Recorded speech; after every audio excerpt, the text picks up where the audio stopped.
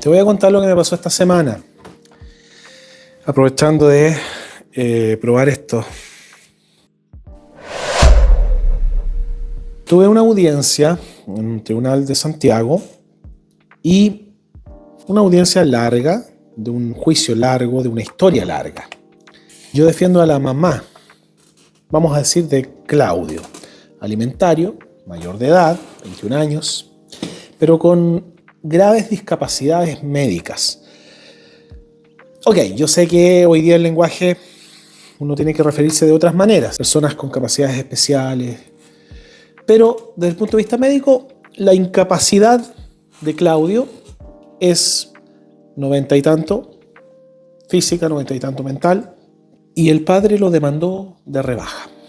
Esta incapacidad además va aumentando en el tiempo, y el padre quería la rebaja de la pensión. Dejo este espacio para que tú puedas reflexionar sobre eso. Esta demanda comenzó el año 2023. Les costó bastante notificar a la otra parte porque si bien tenían el domicilio que correspondía, no daban con el departamento exacto, con la torre exacta, y entre medio nos acusaban a nosotros de ocultar la información, cuestión que nunca fue así. Dicho eso, se nos notificó bastante tiempo después la demanda y alegamos que era inadmisible por esta norma nueva de la nueva legislación de alimentos que establece que si la persona, el alimentante, el que paga, generalmente el padre, está en el registro de deudores, no puede tan fácilmente, digámoslo así, demandar de rebaja o de cese, por regla general, salvo circunstancias excepcionales. Tanto el tribunal como la Corte nos dijo que no había posibilidad de declarar inadmisible la demanda porque se había presentado en enero de 2023 y la norma en cuestión que nosotros alegábamos había entrado en vigencia recién en abril. 2 meses después de diferencia, se burlaba el espíritu de la ley porque la notificación fue un año después. En ese sentido, nos preparamos para la audiencia.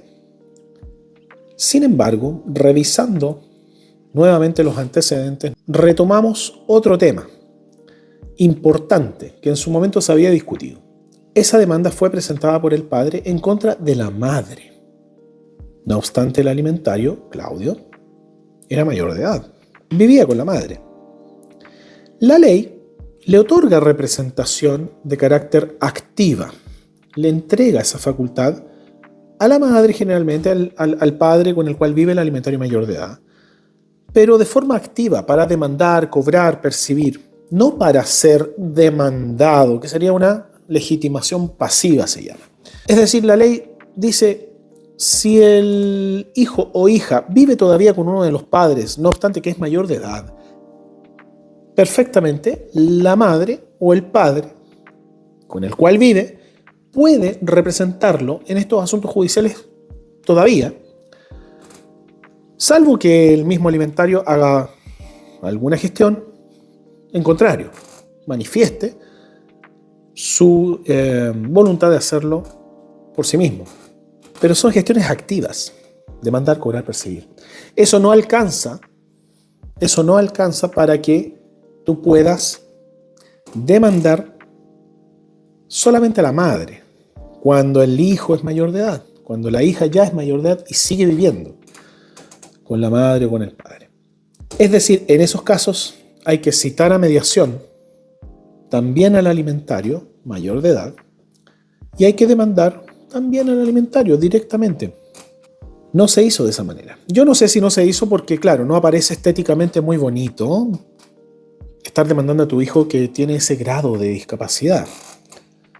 O simplemente porque se asumió de alguna manera muy extraña que la discapacidad médica provocaba alguna excepción legal que no existe, de que sí, yo puedo demandar a la madre porque el alimentario tiene esta discapacidad.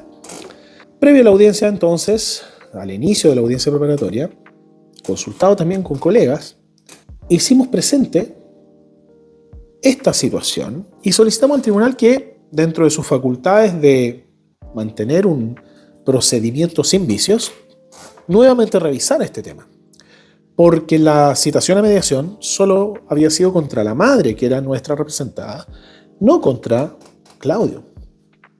Y luego la demanda siempre se dirigía en contra de la madre y no en contra de Claudio, el alimentario mayor de edad. ¿Me siguen? Y alegué esta situación de una falta de emplazamiento, es decir, no se había notificado a quien debía haberse notificado. La contraparte alegó que eso había que haberlo alegado antes, que poco menos que se había convalidado el vicio, que había pasado la vieja, bueno, en buen chileno. Pero a mí me parecía que, si bien en el escenario procesal uno juega con estas herramientas legales, estos argumentos, este vicio no era cualquier vicio. Era un vicio de tal gravedad, de tal entidad, que todo lo demás tenía que arrodillarse, entre comillas, porque había algo de mayor peso. Lo solicitamos al tribunal y el tribunal nos dejó esperando para dar una decisión de si seguíamos adelante con el juicio o qué iba a decidir el tribunal, cómo se corregía. 30 minutos después nos conectamos nuevamente y el tribunal ocupa algo increíble, que se los quiero compartir. Tomando lo que nosotros habíamos mencionado y escuchando también a la contraparte, resuelve esta situación, pero con argumentos de fondo, sustantivos, sobre la obligación del Estado en general, en base a los tratados internacionales y a la ley específica, que es esta. El Estado asumía el compromiso de la no discriminación de las personas con discapacidad. No me corrijan tanto porque estoy hablando dentro todavía de un ámbito técnico, jurídico y médico, ¿ok?